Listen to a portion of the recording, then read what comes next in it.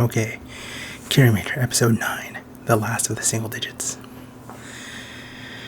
Okay, this one was centered around Senna, the Green Ranger, and the monster of the week was based around a Japanese card game called Karuta, which I have no idea what that is, but from my brief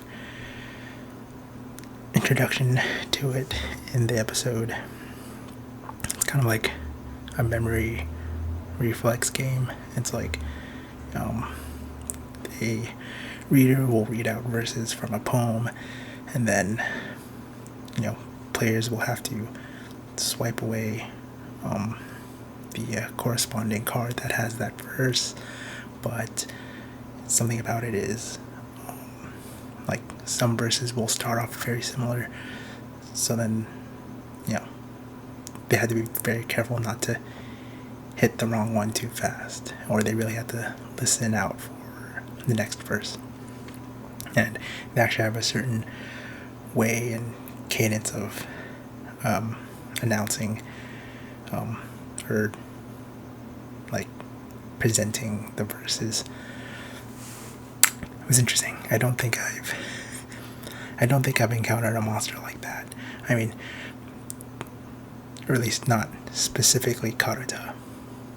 Or there are a few times like Rangers did play this memory game, but I'm not sure if it's necessary. I'm not really necessarily sure if it's Karuta though. But if there was an equivalent, or at least here in America, something my friends and I used to play was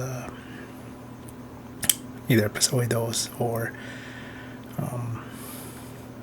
I think this was one of the names, like Egyptian Rat's Lap. Whew, that was reflex heavy. We had to make sure people cut their nails. Friendships were compromised. It was good times playing games back in the day. This episode features Senna's like a childhood friend who eventually became a rival because she was kind of jealous at how fast she was. Kind of a story we've seen before. So I did notice something interesting about the actress who plays Senna's friend, Makino. It's like, for some reason, like, I don't know why I remember her, but she is in an episode of Lupin Ranger versus Pato Ranger. As brief as it was, and by brief I mean like she was only there for one episode. She played Keiichiro's love interest, and it's like they bonded over music, and then she wanted to confess to him, but Keiichiro is adult, not an adult, but adult, or he's dense. But it actually turns out he's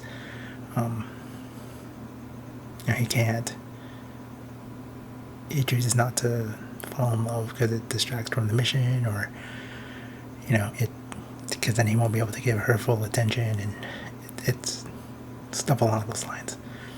And she leaves for like France or Germany to study music and stuff. So that's why it was so urgent that she was going to try to confess in that episode. And then but that episode did have good music though. Anyway, back to Kiramager.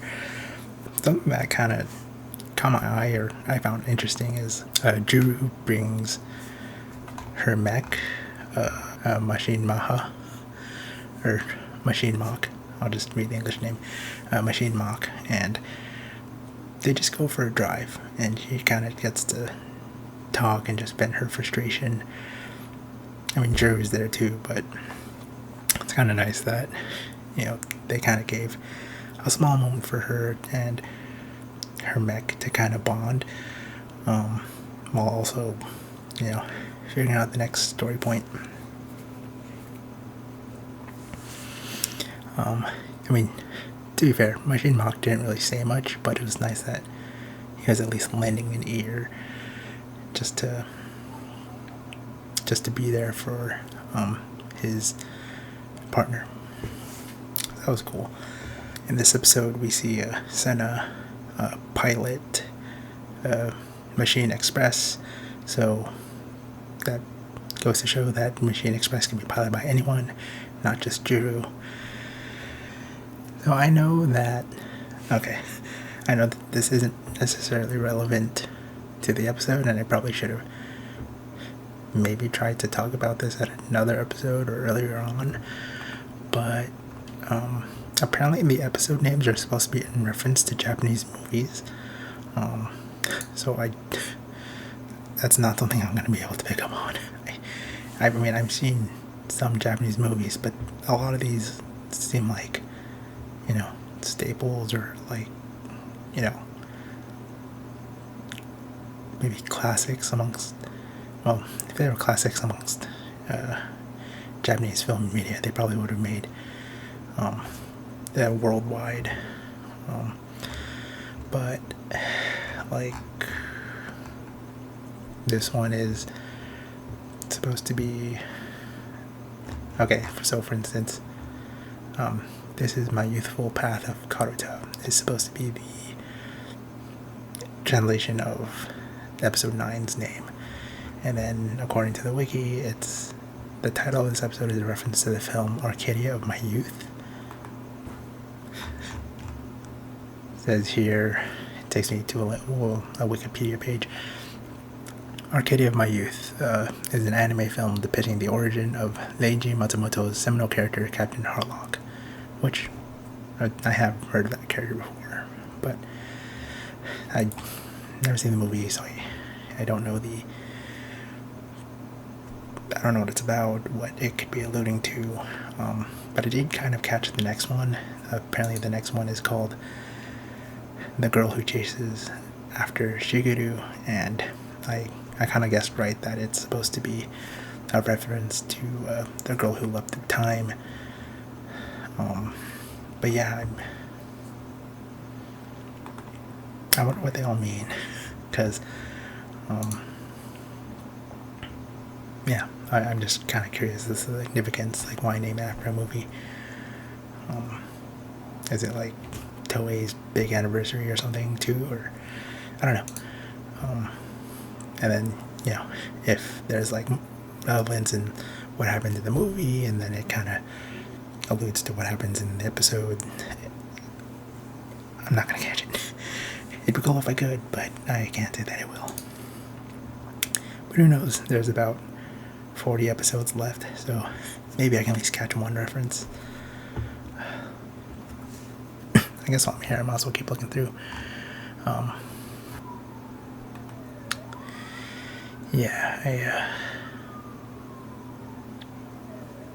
I don't know any of these movies. Like,